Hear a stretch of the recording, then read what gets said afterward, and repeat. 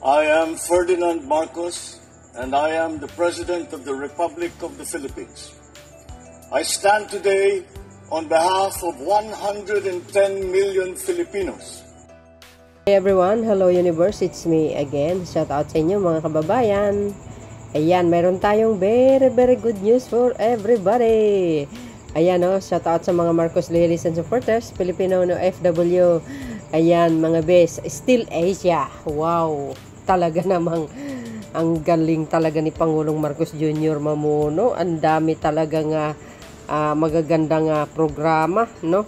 At magagandang idea. Nako naman, Still Asia. Basahin po natin, mga kababayan. Nako, talaga naman, Marami na naman maiinggit sa kanya.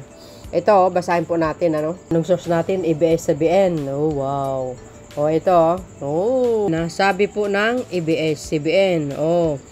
30 billion steel plan to rise in Quezon Province.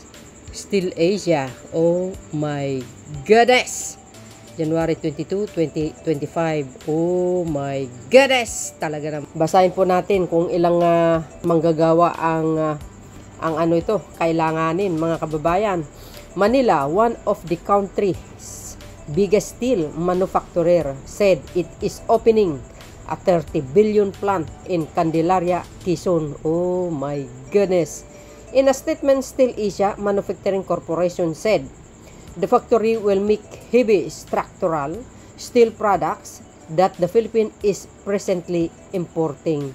Uy, nako, talaga naman. Totoo po yun, guys, Sa totoo lang. Alam nyo ba, na mayroon po tayong sariling,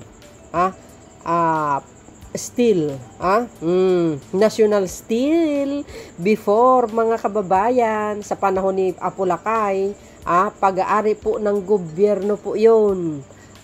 Alam nyo, kung buhay pa yon, hindi bininta sa private sector, sigurado ako, maganda lalo ang ekonomiya ng bansa.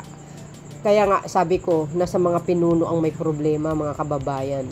Kung ang sarili mo lang ang inatupag mo, hindi sa kapakanan ng mamayang Pilipino, yun po ang nangyayari. Binta dito, binta doon. Kaya nga ang tawag kay Ramos, binta boy Tuloy. In a statement, Still Asia Manufacturing Corporation said, the factory will make heavy structural steel products that the Philippines is presently importing. Totoo yan. Wala tayong sariling paggawaan kaya as usual, saan ba tayo bibili? Diba? Sabi nga nila, ang Pilipinas number 1 sa importing. Ay, nako, talaga.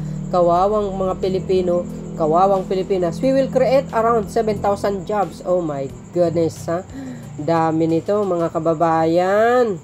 Instead of giving jobs to China, Vietnam, Thailand, Korea, and Japan, our major suppliers, said Still Asia Chairman and Chief Executive Officer Bin Yao.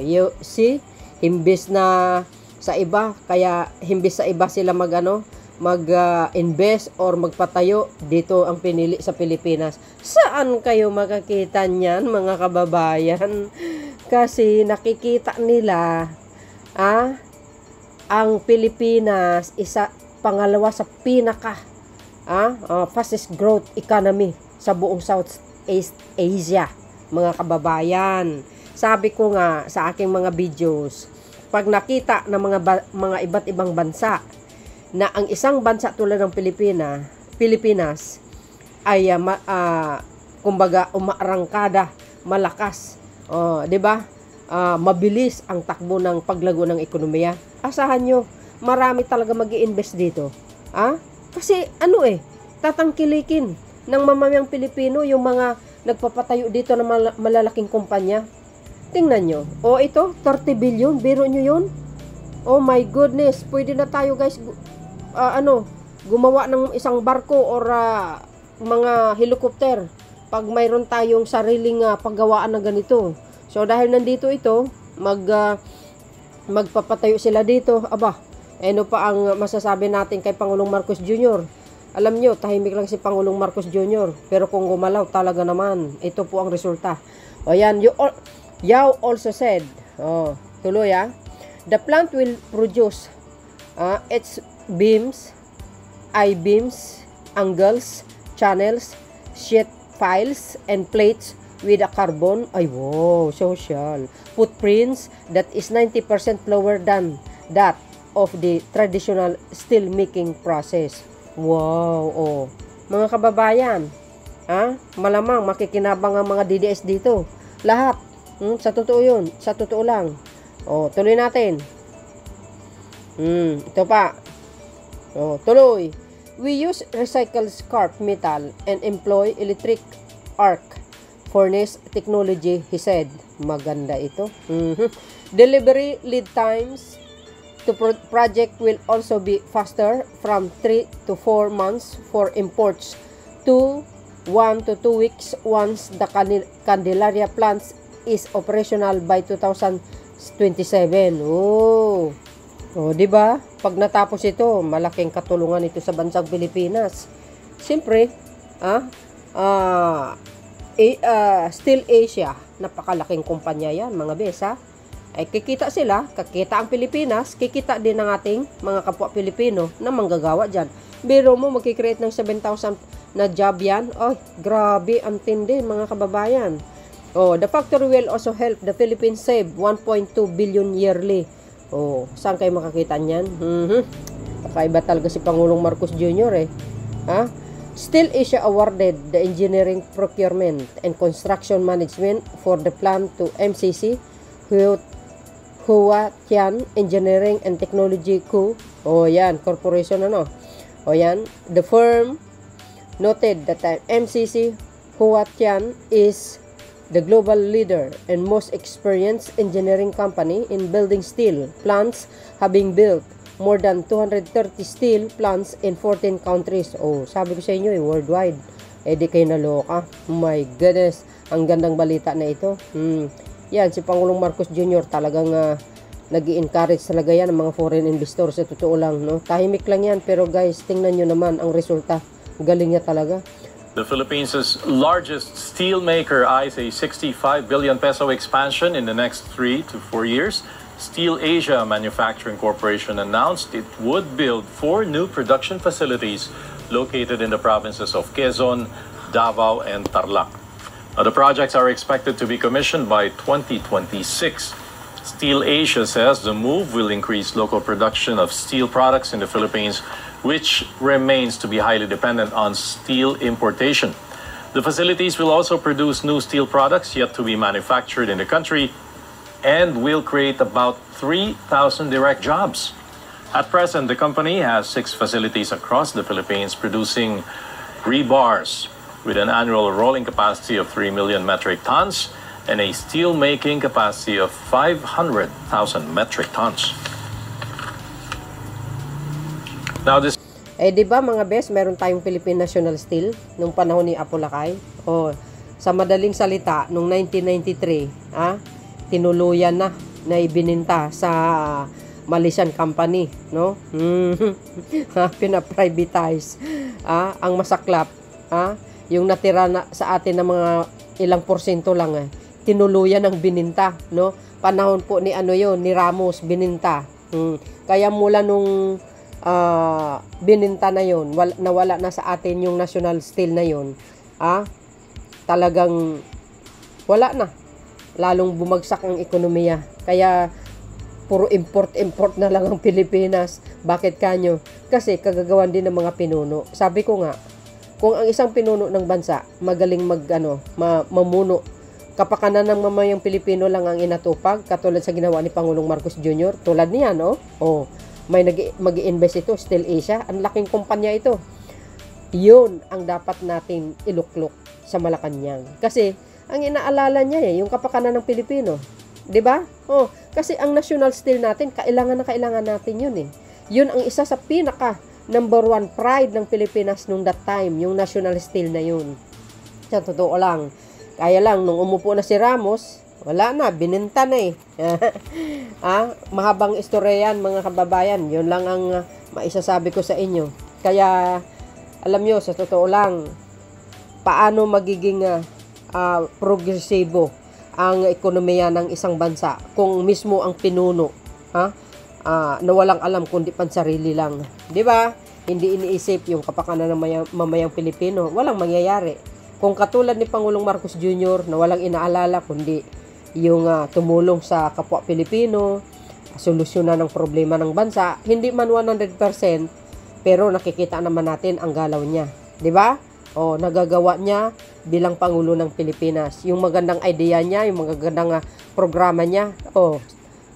Kaso lang, itong mga magagandang programa niya, mga kababayan, tinutuligsa pa ng mga salot sa lipunan. Gumawa siya ng kabutihan, mali po sa kanila. 'Di ba? Kasi isa lang yun napakanuknukan ng inggit ang ginagawa nila. Yan 30 billion steel plant to rise in Quezon province, Steel Asia. Yung national steel natin kasi, natatagpuan niyan noong doon sa sa Iligan. Doon pinatayo 'yan, yung national Philippine National Steel natin before. Sa Iligan po 'yun. Kaso lang malas. Wala nakakasad. Sa pag-aari ng gobyerno 'yun, mga kababayan, mismong pag-aari ng gobyerno 'yun. Pero ano nangyari? Wala, bininta ni Tabako. No, correct me if I'm wrong. Ayan grabe ayan, biro mo, Steel Asia says the plant will create 7,000 jobs and reduce the Philippines carbon footprints by 90%. You see, mga kababayan, 7,000 ang manggagawa niyan. Ang laki na maitutulong yan. Sabi ko nga kanina, kikita ang Pilipinas, kikita ang Steel Asia, kikita ang mga manggagawang Pilipino. Yan ang dapat na talagang susuportahan yung mga pinunong katulad ni Pangulong Marcos Jr. Nung Philippine National Steel, ang manggagawa that time is 4,000 plus yun, mga bes, nung nawala yung National Steel natin, mag-collapse na, wala na. Yung mga manggagawa, kawawa, kulilat sila. Nanlumo talaga sila kamo. Di ba? So, dahil dito, sa Steel Asia na ito, malaking pasasalamat natin. 'Di ba? Kaya si Pangulong Marcos Jr. talaga naman the best na pangulo sa kasaysayan ng Pilipinas. Alam nyo bang yung Philippine National Steel natin, ay kaya nating gumawa ng mga guys, yung mga barko. Kaso lang wala Nasa pinuno ang may problema Kung makasarili ka, selfish ka, hindi mo inalala yung mamayang Pilipino, wala. Lugmok talaga ang ekonomiya ng bansa. Tulad ngayon, yung ekonomiya natin, lumalaban siya sa karatig bansa natin. Actually ngayon, pumapangalawa na tayo. At balita pa ng UN, pinakamalakas na paglago ng ekonomiya ang Pilipinas. Di ba? Biro mo, nakikita nila kasi sa pamumuno ni Pangulong Marcos Jr. Napakagaling niya. Kasi maraming mga content creator na political content creator, I'm including myself, kasi binobroadcast natin sa buong mundo. Siyempre, ang YouTube, mga kababayan, alam nyo naman, international po yan, kaya maraming nakakapanood na talaga naman ang Pilipinas, ang bilis ng paglago ng ekonomiya. At nakikita nila sa performance ni Pangulong Marcos Jr. Mga kababayan, sa totoo lang, kaya maraming naiinggit sa kanya. Tapos sasabihin nila, gusto nilang patalsikin sa Malacanang. Grabe. 'Di ba? Kung sino pa yung pinakamagaling na pangulo, yun pang paalisin mo. Wow. Tapos ipalit mo yung pulpul. Immature, walang alam. Kurakot pa, naloko na. Papayag ba kayo? Siyempre hindi. So dahil dito, mga kababayan, sa Steel Asia na ito, abangan po natin ang groundbreaking nito. 'Di ba? Ang pagpapatayo nito sigurado 'yan. 'Di ba? Nakaka-overwhelm naman ito. Kaya yan, courtesy po ng INC. Talaga naman nakakataba ng puso pag ganito mga klaseng magagandang balita, 'di ba? Malaking ginhawa ito. Itong 7,000 plus na mga Pilipino na manggagawa dito. Hindi lahat tayo makikinabang kasi siyempre, diyan tayo bibili sa mga bakal o arma ang maaring magagawa niyan. So yun guys, ang aking pinaka-latest updates video. Sasabihin naman DDS fake news na naman. O itapal nyo sa mukha yan yung logo ng Steel Asia na yan. So yun mga bes, ano pa ang kapalagayan nyo? Ako, masaya. Kasi magaling si Pangulong Marcos Jr. mamuno. 'Di ba? See you again on my next upload video. Bye bye bye and babush. God bless Philippines.